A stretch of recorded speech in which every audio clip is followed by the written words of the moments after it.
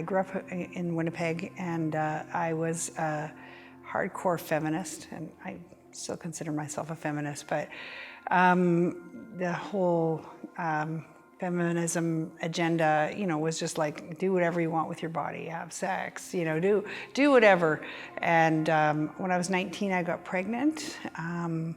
It was a guy I met at a party, and we had some mutual friends, and he was never really in the picture. And so I had decided I was going to go to college, and I had all these plans that I wanted to do. And the pervading idea of the age was, well, if you don't want that baby and the guy isn't in the picture, just abort it. And so it was a fairly easy decision at the time. I went and did it, and I didn't see it at the time what happened in my life.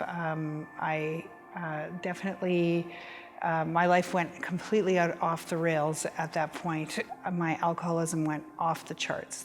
And what happens after abortion often is they call it risk-taking behavior. It's one of the symptoms of post-abortion trauma. And so I just absolutely went, I actually have very, very few memories of that time, but just drank and did drugs and had casual sex, immorality, all kinds of things were going on. And somewhere in that time frame, I had another abortion.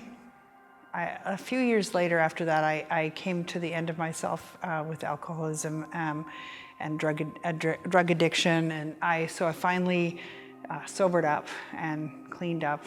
And in the year after that, I met my ex-husband, and he and I got pregnant fairly quickly when we were first dating, and I just said, I got this. I know how to deal with this.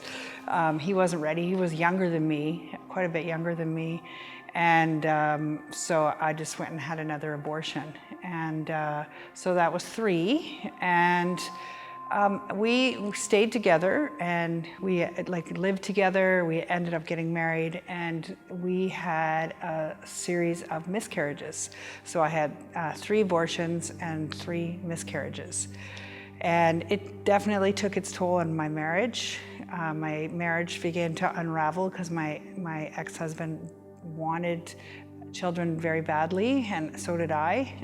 I wanted the whole, everything that society told me I should have, like a house, with a white picket fence, with children. I wanted it all, and I couldn't have any of it.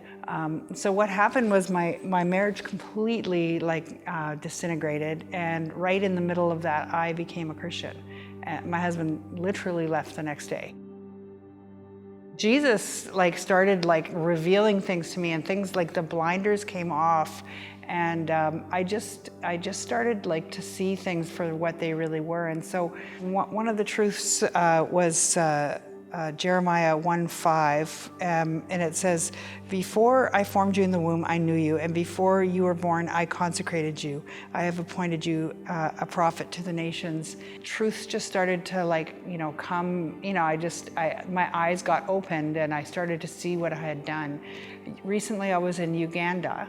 And I was talking to a pastor, and he said, I have never met anyone that talks about this with such a lack of guilt and shame, and I can't believe it. And I said, this is what Jesus did for me. He actually took away the guilt, and he actually took away the shame, and he actually set me free.